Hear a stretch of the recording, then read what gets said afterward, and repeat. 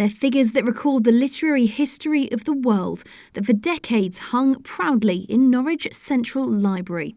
But then disaster, as in one night the building was ripped apart by a fire.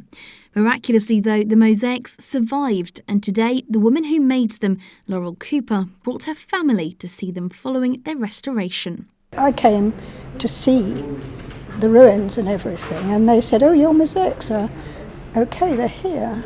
And I saw that they were all covered in smoke, but basically undamaged. I was pleased about that, but I was so upset by all the books and documents that had been lost with the fire.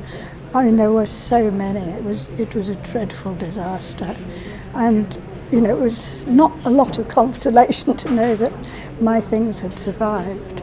The mosaics begin with an Assyrian writing on clay tablets, show an Egyptian with hieroglyphics, a medieval monk, a printing press, and lastly a modern librarian teaching a child to read. They were originally on display in the entrance hall when the library was opened by the Queen Mother in 1963 and stayed there until the fire in 1994. It's thought they were the only items to survive purely because of their fireproof material. They went into storage, and it wasn't until about a decade later when they were found again. Anne Colmy is the daughter of the architect of the library and by chance was the one who stumbled upon a sooty mess while working for Norfolk County Council. Part of the job was to go down into the deeds room and file deeds away and get them out. And while I was down there being nosy, noticed these packages really on top of the filing cabinets.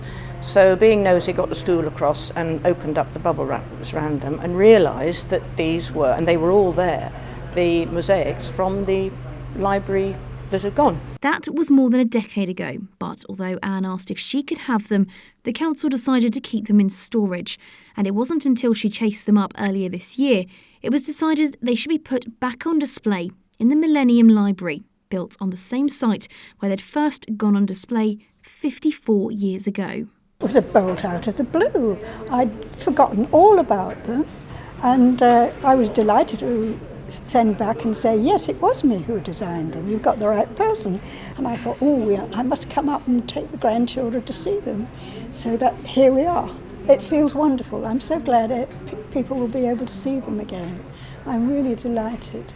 It's wonderful to see them. As part of the clean-up process, a fine brush and even baby shampoo was used to restore these to their former glory, washing away the soot and allowing these pieces of history to rise from the ashes. Lauren Du Bois, Mustard TV, Norwich.